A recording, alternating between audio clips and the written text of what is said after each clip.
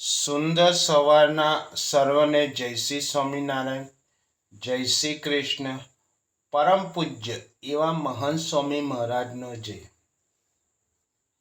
સૂર્ય પોતાના પ્રકાશથી આખી ધરતીને ઉજળી બનાવે છે, તેમ પ્રમુખ સ્વામી મહારાજ પોતાના પ્રેમ, કરુણા, ક્ષમા અને સેવા દ્વારા કરોડો લોકોના જીવનને ઉજળું બનાવી ગયા. તેમનું આખું જીવન એક સંદેશ આપે છે. બીજાના સુખમાં આપણું સુખ.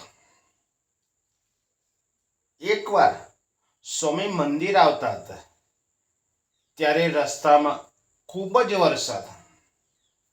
લોકો ચિંતિત થઈ ગયા કે કાર્યક્રમ બગડી જશે.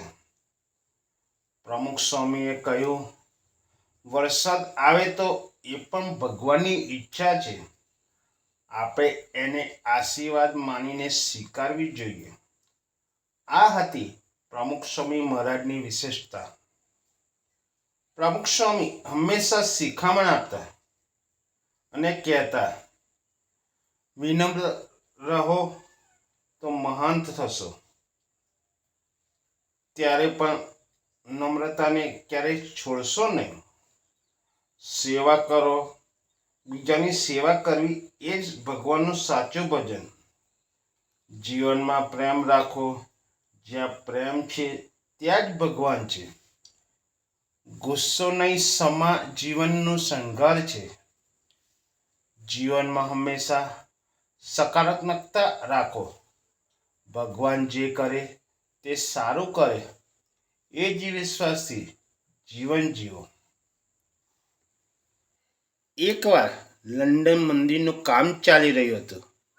રાત્રે 3 વાગે સંતોએ જોયું કે પ્રમુખ સ્વામી પોતે ઈંટ ઉંચકી રહ્યા હતા. સંતોએ કહ્યું, સ્વામી, આપ શા માટે આ કરો છો? આપ તો ગુરુ છો, મહાન છો. સ્વામીએ સરસ હસીને જવાબ આપ્યો, આ મંદિર ભગવાનનું ઘર છે. એમાં એક ઈંટ મૂકવી પણ મારું સૌભાગ્ય છે.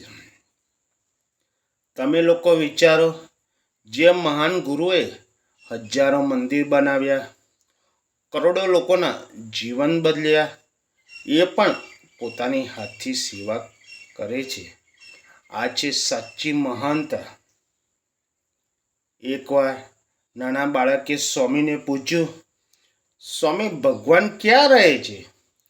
સ્વામીએ બાળકના માથા ઉપર હાથ મૂકીને કહ્યું, ભગવાન ત્યાં રહે છે જ્યાં પ્રેમ હોય, જ્યાં ભક્તિ છે, જ્યાં કોઈને દુઃખ ન પહોંચાડવું આવે, ત્યાં ભગવાન રહે. આ સરસ જવાબમાં જીવનનું રહસ્ય છુપાયું છે. જ્યાં પ્રેમ છે ત્યાં ભગવાન છે. ક્યારેક સ્વામી મહારાજ વિશે ખોટું લખતા, ખોટું બોલતા, ત્યારે હરિભક્તો કહેતા, સ્વામી, આપે તેનો જવાબ આપવો જોઈએ.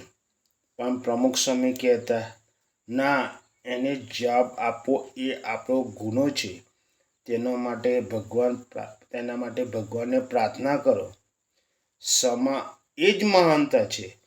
ગુસ્સો કરવો સહેલો છે, ક્ષમા કરવી એ સાચી દિવ્યતા છે. બીજાના સુખમાં આપણું સુખ છે. જો આ વાક્ય જીવનમાં ઉતારી લઈએ તો આપણું જીવન દુઃખમાં પણ શાંતિ મળશે અને આપણું હૃદય પણ ભગવાનનું નિવાસસ્થાન બનશે. ફરીથી આપ સર્વને જય શ્રી સ્વામિનારાયણ.